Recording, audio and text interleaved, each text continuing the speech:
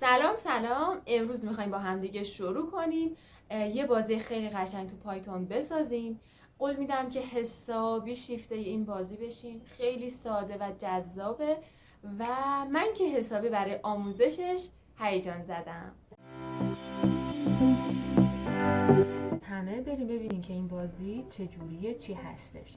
ران میکنم براتون. یه خط پایان دارم و 4 تا ترتل یا شرکت کننده که اینو باید با هم دیگه مسابقه بدن و خب هر کسی که زودتر برسه برنده اعلام میشه که حالا گویا صورتی زودتر رسید. من فکر کردم زرد زودتر رسیده. خب این بازی رو من از یک پیجی توی یوتیوب دیدم و دوست داشتم که چون به زبان انگلیسیه شما هم به زبان فارسی داشته باشین و ازش لذت ببرین و استفاده کنین. پس بریم ببینیم که چجوریه، چطور میتونیم بازی رو با هم دیگه بسازیم. اول از همه بهش میگم که from turtle import کنه ستاره رو، بهتون میگم چرا، و from random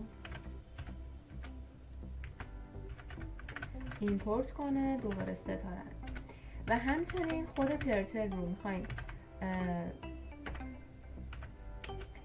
import کنیم و کتابخونه تایم رو.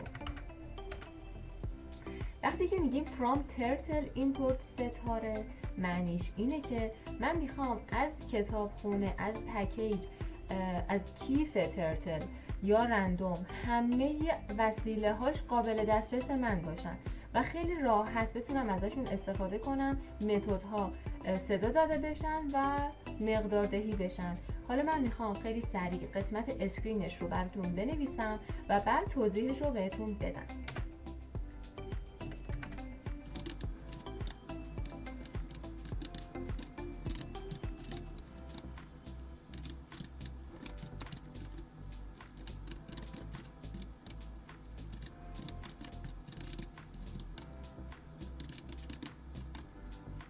همونطور که دیدیم با استفاده از متد ستاپ اومدم و در واقع عرض و ارتفاع اون اسکرینم رو مشخص کردم. تایتل دادم که اون بالا نوشته بشه این بازی چیه و رنگش و سرعت بازی رو دوست دارم که خیلی زیاد باشه تا بتونم سریع نتیجه رو ببینم.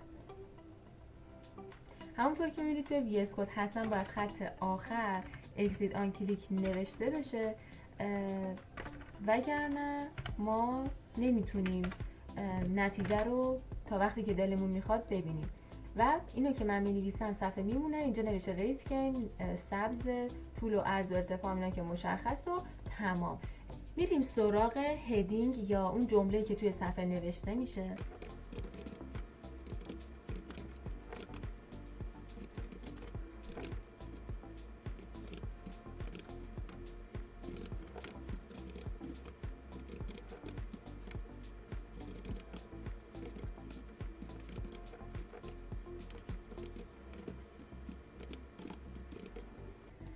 این قسمت گفتم که قلم رو بالا بگیره، به این نقطه از صفحه بره، یعنی سمت چپ یکم و بالا، و رنگش رو سفید کردم و این جمله رو بنویسه با استفاده از متد رایت. برامون بنویسه مثلا ترتل ریس، فونتش رو مشخص کردم، سایزش و اینکه بولد باشه، یعنی خیلی برجسته باشه. و دیدین که این جمله رو نوشت خیلی هم قشنگ. حالا میریم سراغ قسمت بعدی، یعنی زمین خاکی که دیدین وجود داره.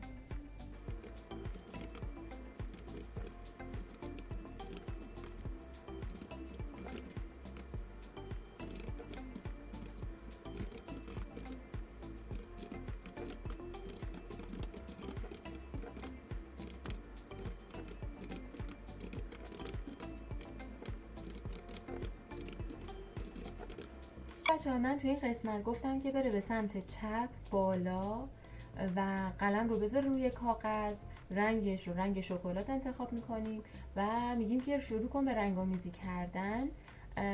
من گفتم که بیا برای کشیدن مربع از حلقه فور استفاده کنیم که کوتاه‌تر و بهتر بشه. اگر حلقه فور رو نمیدونید چیه احیانا من براش ویدیو دارم، تو همین پیج میتونید ببینید.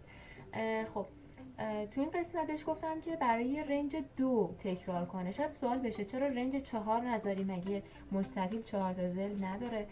ما میدونیم که اضلاع مستطیل با هم برابر نیست، یعنی طول و عرض با هم متفاوته. پس اینجا هم گفتیم که 2 بار تکرار کنه. این میشه برای در واقع طول، 2 بار طول رو تکرار میکنه و 2 بار عرض رو تکرار میکنه. و خب رایت 90 هم ما بینشون گذاشتیم که در نهایت 4 تا زاویه داخلی 90 درجه به ما میده. آخرش هم باید بگم که اند فیل داشته باشه و حالا نتیجه رو ببینیم. خب تا اینجا من یک مستطیل خاکی رنگم دارم. میریم برای کشیدن خط پایان.